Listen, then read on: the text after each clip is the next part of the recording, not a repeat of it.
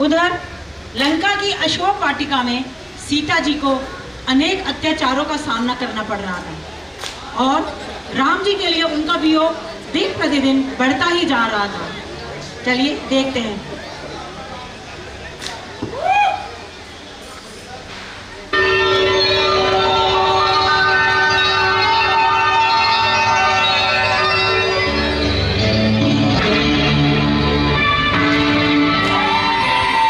तुमने अभी तक रावण की शक्तियों को नहीं पहचाना। जिन शक्तियों पर तुम घमंड कर रहे हो वो शक्तियां तेरे पाप कर्मों के कारण कलंकित और भ्रष्ट हो चुकी है।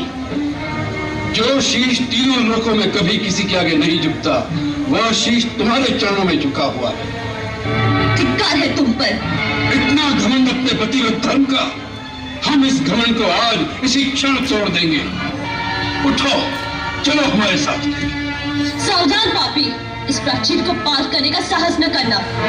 सीता, ये बच्चों वाला नाटक छोड़ो और स्वयं उठकर हमारे साथ चलो, अन्यथा तुम्हारे बाल पकड़कर हम तुम्हें घसीटते हुए ले जाएंगे।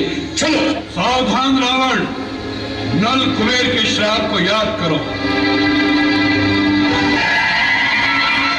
मैं श्राप देता हूं, यदि तूने किसी पर स्त्री के साथ उसकी इच्छा के विरुद्ध उसका शील भंग किया तो तेरे सर के 7 टुकड़े हो जाएंगे।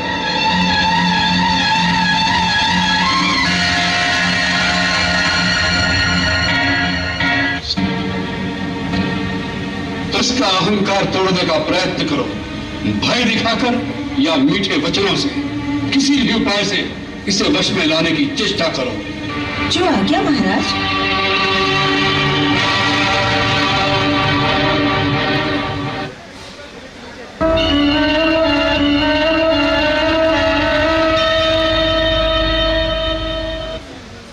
देवी सीता, तुम सती शिरोमणि हो।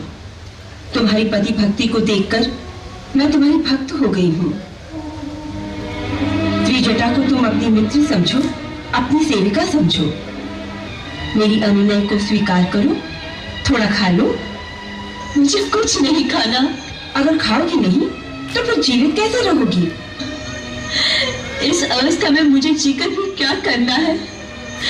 इससे तो मृत्यु उत्तम है। देखो, सोचो, इसका अर्थ ये हुआ कि तुम्हें अपने रघुवंशी पति के प्रेम और बल पर विश्वास नहीं है। यदि अपने लिए नहीं तो फिर स्वामी के लिए ही तुम्हें जीवित रहना होगा। माता। हाँ पुत्री। माँ।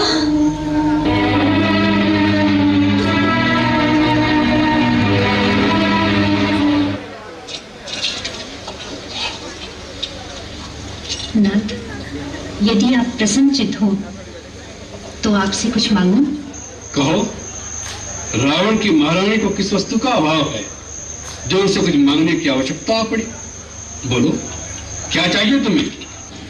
सीता। सीता? हम कुछ समझे नहीं। स्वामी, सीता लंका के लिए अमंगल रूप है, आपकी कीर्ति पर एक कलंक है। उसके यहाँ होने से किसी का कल्याण नहीं होगा। महाराज, अब भी समय है, आप उसे राम के पास वापस लौटा दीजिए, अन्यथा। अन्यथा? अन्यथा क्या होगा? बोलती क्यों नहीं? देवी, वीर पुरुष जिस मार्ग पर एक बार आगे पग बढ़ा देते हैं फिर उसे पीछे हटाने की बात भी नहीं सोचते, चाहे सामने मृत्यु ही क्यों न खड़ी हो। रावण की पत्नी और परमवीर मेघनाथ की माता को ऐसी भीरुता शोभा नहीं देती।